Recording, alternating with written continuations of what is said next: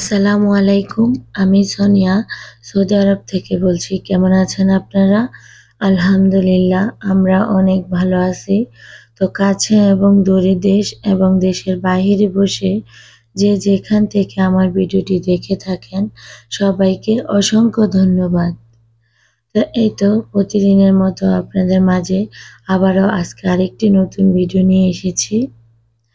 তো এখানে আজকে সকালবেলা কোনো নাস্তা বানাইনি। এখানে আজকে আমরা সকালবেলা ভাত ছিল, তো ওই ভাতেই খেয়েছি। তো খাওয়া-দাওয়া করে যে প্লেট বাটিগুলা হয়েছিল তো ওগুলা ধুয়ে নিচ্ছি। আর আপনারা যারা এই মুহূর্তে আমার ভিডিওটি দেখছেন প্লিজ একটা লাইক দিয়ে দিবেন। আপনাদের একটা লাইক আমার ভিডিওটি অনেকের কাছে পৌঁছে দিতে সাহায্য করবে।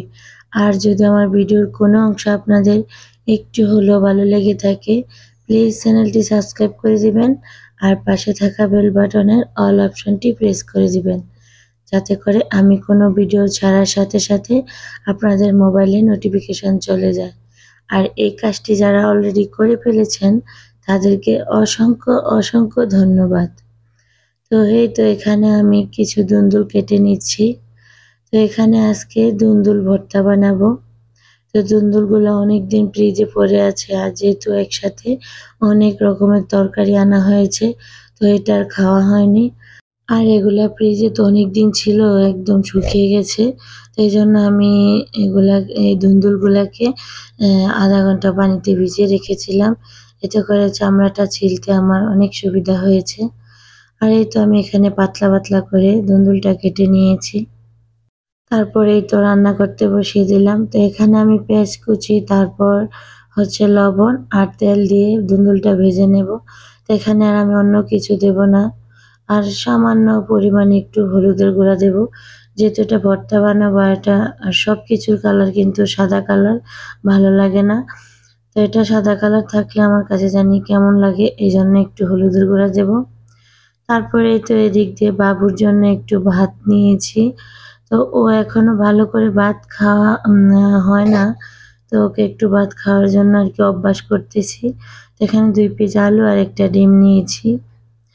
আর ও যেহেতু ঘুমিয়ে যাবে এজন্য ওকে একটু দেখি ভাত খাওয়াতে পারি কিনা, একটু অভ্যাস করে নিচ্ছি। তো এই তো এখানে আমি এখন দুন্দুল ভর্তাটা বানাবো, আর দুন্দুল ভাজিটা হয়ে গেছে। তো এখানে আমি কিছু মরিচ টেলে নিয়েছি, এখন গুঁড়ো করে নিব। লবণ দিয়ে ভালো করে গুঁড়ো করে নেব। আর লবণ দিয়ে শুকনো মরিচটা তাড়াতাড়ি গুঁড়ো হয়ে যায়। তারপর এখানে পেঁয়াজ কুচি করে নিয়েছি, ধনিয়া পাতা কুচি করে নিয়েছি। তো এখানে ধনিয়া পাতা, পেঁয়াজ, তারপর হচ্ছে শুকনো মরিচটা ভালো করে মেখে নেব।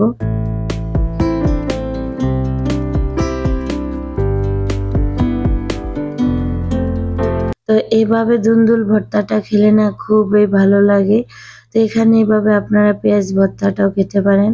তো এখানে কিন্তু এখন ২ ধরনের ভর্তাটা হয়ে গেছে। তো এই যে আমি ধনিয়া পাতা, পেঁয়াজ, শুকনা মরিচটা ভালো করে মেখে নিয়েছি। এর ভিতরে একটু সরষের তেল দিলেই পেঁয়াজ ভর্তাটা হয়ে যাবে। তো এভাবেও খাওয়া যায়। তো আমি কিন্তু এভাবে খাবো না, যেহেতু দুন্দুল ভর্তা বানাবো। আর এই তো এখানে আমি পেঁয়াজ, মরিচ আর ধনিয়া পাতাটা ভালো করে সরিষার তেল দিয়ে মেখে নিয়েছি। তো এখন আমি দুন্দুলটা দিয়ে দিয়েছি, আর আমি দুন্দুলটা কিন্তু একদম ভালোভাবে ভেজে নিয়েছি, একটু পানি রাখিনি। তো এই তো দুন্দুলের সাথে আমি পেঁয়াজটা ভালো করে মেখে নিচ্ছি। তো এরকম ভর্তা কিন্তু বৃষ্টির দিনে খেতে কিন্তু খুবই ভালো লাগে। আর যেহেতু আমাদের বাংলাদেশে এখন বৃষ্টি হচ্ছে, এরকম লোভনীয় ভর্তাটা খেতে কিন্তু খুব ভালো লাগবে। আর এই ভর্তাটা ভাতের সাথে বা খিচুড়ির সাথে সবকিছুর সাথেই খাওয়া যাবে। তো আমার ভর্তার বানানোটা কেমন হয়েছে আর সাজানোটা কেমন হয়েছে প্লিজ কমেন্ট বক্সে জানাবেন।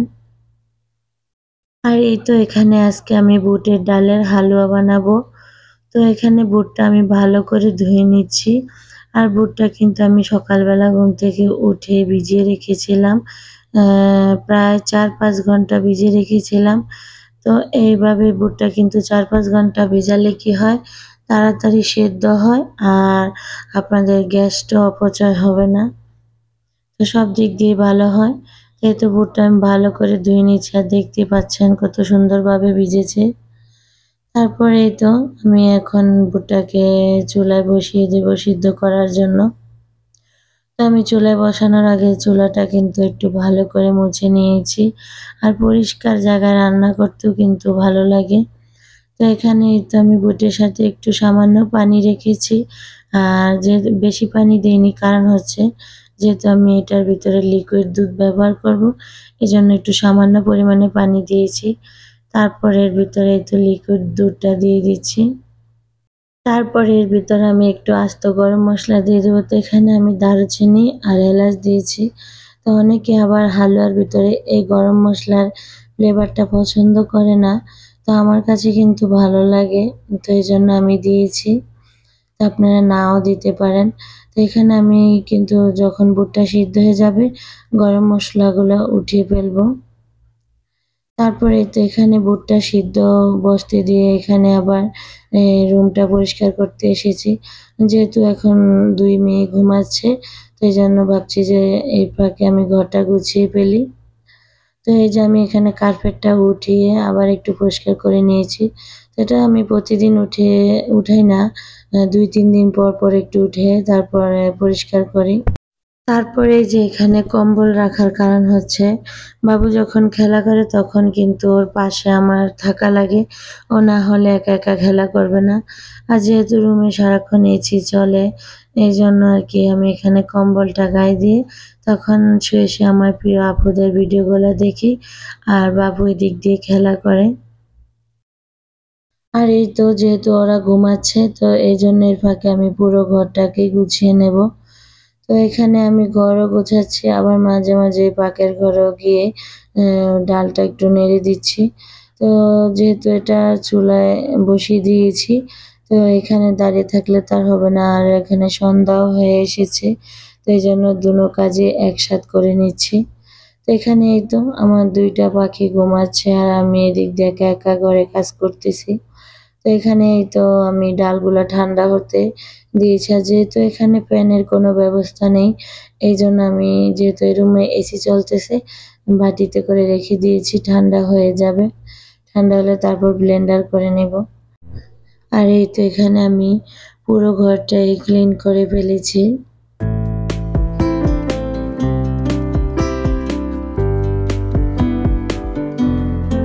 তারপর এই সাইডে একটু এই যে পানির বোতলগুলা রেখেছি। তো বাবুর জন্য ফিল্টারে একদম পানি রাখাই যায় না। তো সারাদিন শুধু পানিগুলো চেপে ফেলে দেয়। তো এখানে কাজ করতে করতে একটু পানি পিপাসা পেয়েছে। তো একটু পানি খেয়ে নিচ্ছি। আর বোতলটা দেখতে কি কিউট, তাই না? আর এই যে এখানে ভেন্ডিগুলা ধুয়ে নিচ্ছি। তো বাইরে এত গরম, পানিগুলা দেখেন কি গরম, ধোঁয়া উঠতেছে। তো ওটা একটু আপনাদের সাথে শেয়ার করলাম। আর এদিক দিয়ে কিন্তু আমি ভেন্ডিটা কেটে তারপর চুলায় বসিয়ে দিয়েছি। তো এখানে আমি এর ফাঁকে আবার ডালটাও ব্লেন্ডার করে নিচ্ছি। তো এখানে ডালটা কতটা মিশ হয়েছে ওটাই আপনাদেরকে একটু দেখিয়ে দিলাম। তো এই তো আমার এদিক দিয়ে আবার ভেন্ডি ভাজিটা হয়ে গেছে, ডালও ব্লেন্ডার করা হয়ে গেছে। তো 2 কাজই একসাথ করে নিলাম।